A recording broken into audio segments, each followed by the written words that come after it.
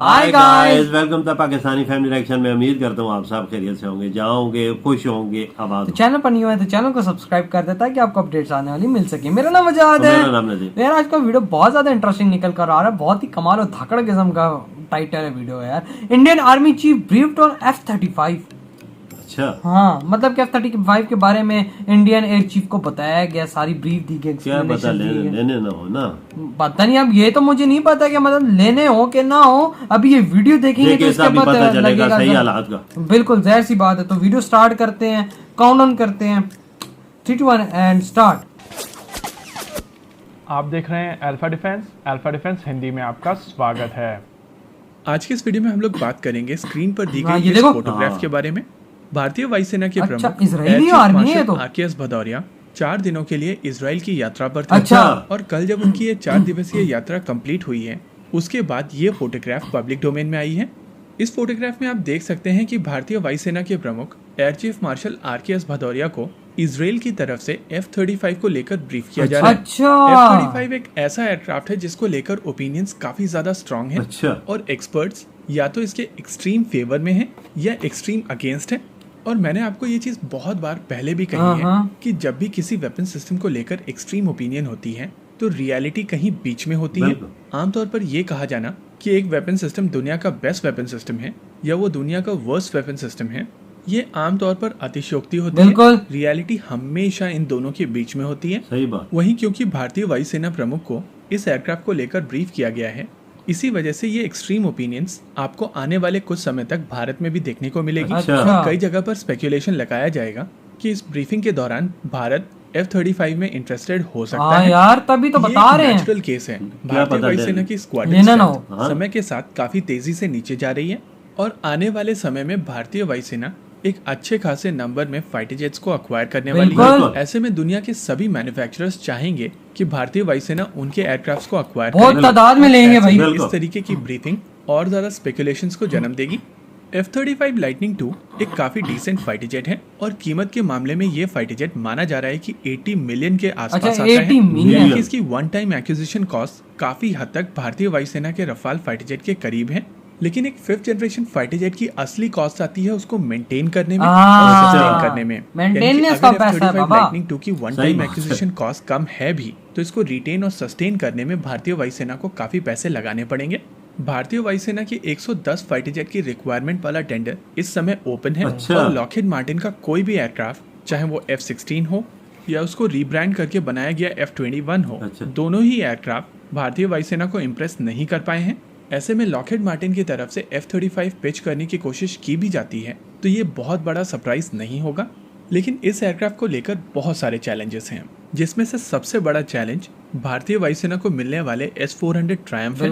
भारतीय वायुसेना के इस प्रोक्योरमेंट को लेकर यूनाइटेड स्टेट्स ऑफ अमेरिका बहुत ज्यादा खुश नहीं है। और यूएस पहले भी ये चीज कह चुका है कि जो देश S-400 ट्रायम्फ ऑपरेट करेगा उनको F-35 लाइटनिंग 2 नहीं बेचे जाएंगे। यूनाइटेड स्टेट्स ऑफ अमेरिका की तरफ से टर्की को ऑलरेडी S-400 ट्रायम्फ खरीदने के बाद में F-35 प्रोग्राम से बाहर निकाल दिया गया है और अब टर्की को F-35 लाइटनिंग 2 नहीं मिलने वाले हैं। इस चीज को देखते हुए भारत को F-35 लाइटनिंग 2 बेचे जाने के चांसेस काफी ज्यादा कम है। हालांकि यूनाइटेड स्टेट्स ऑफ अमेरिका में ज्यादातर चीजें लॉबीज के हिसाब से होती हैं और अगर इतना बड़ा ऑर्डर देखते हुए लॉकहीड मार्टिन की लॉबी यूएस एडमिनिस्ट्रेशन को प्रेशर करने में सक्सेसफुल होती है तो इसका एक केस बन सकता है। लेकिन भारतीय वायुसेना प्रमुख मार्शल आरकेएस भारत में पहले भी पाबंदियां लगाई थी, भारत ने वो भी तोड़वा दी। भारतीय वायुसेना किसी भी प्रकार का 5th जनरेशन बाहर से एक्वायर नहीं करेगी। वैसे भारतीय वायुसेना प्रमुख एयर चीफ मार्शल जब इजराइल में थे तो उन्होंने F-35 की इस ब्रीफिंग से पहले F-15 की भी एक सॉर्टी लगाई थी। और इंटरेस्टिंग चीज ये है कि F-35EX बोइंग की तरफ से भारतीय वायुसेना को ऑफर किया जा रहा है। अच्छा।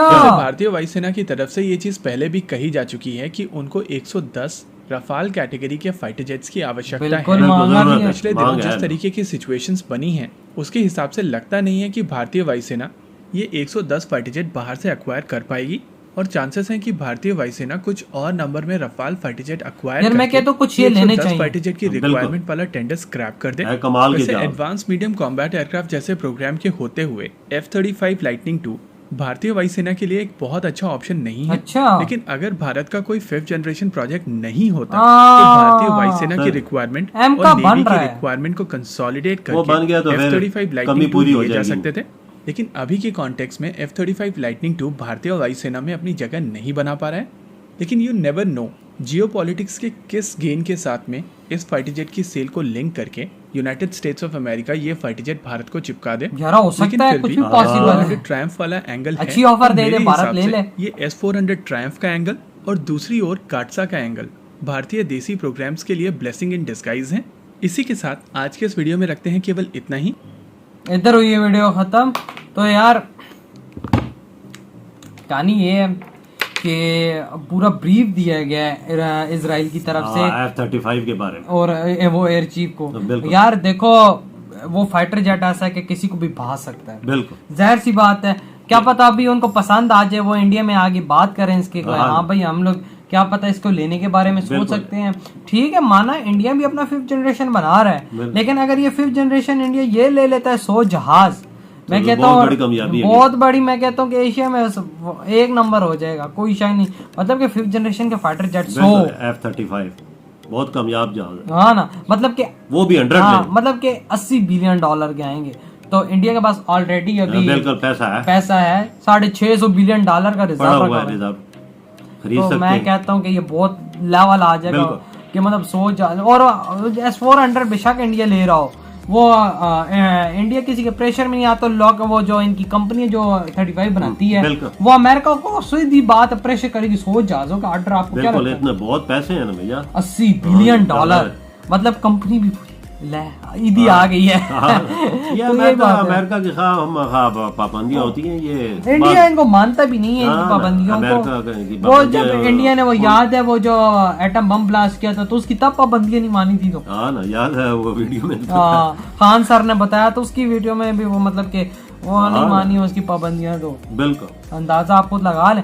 और मैं यही बोलूंगा कि भाई अगर अगर ब्रीफ इंडिया ले ले लेता रहे है F-35 इसकी बहुत बड़ी कामयाबी है। तो जो इसकी अपना भी आ जाएगा 5th जनरेशन। हाँ। क्योंकि यार आगे वाला टाइम अगर देखा जाए ना तो मतलब हाई जनरेशन के फाइटर जेट का राफेल मानते हैं अच्छा है, बहुत कमाल है, 4.5 जनरेशन का फाइटर जेट है, लेकिन 5 है फिर वो इंडिया को जरूरत भी है इन चीजों की। हाँ, जहाजों की तो बहुत ज्यादा जरूरत है, कम भी 100-150 जहाजों की जरूरत है हाँ, इंडिया को। बिल्कुल बाबा इतनी है। तो मैं तो यही बोलूंगा कि इंडिया ले और चक दे फट्टे कर दे। हाँ। राफेल के मतलब ये 36 है, इसको 50 करे राफेल को और 100 वो कर ले F-35। मैं कहता हूँ परफेक्ट कॉम्बिनेशन बन जाएगा। राफेल के साथ ये इसकी परफेक्ट कॉम्बिनेशन, परफेक्ट जैसे कहते हैं ना, एशिया की नंबर 1 आप लोगों की एयरफोर्स बन जानी है इस चीज को करके। तो यार आप लोग इस बारे में बताएं आप लोगों के तौर से। वीडियो खत्म करते हैं, अपना बहुत ज्यादा ख्याल रखना। तो बाय।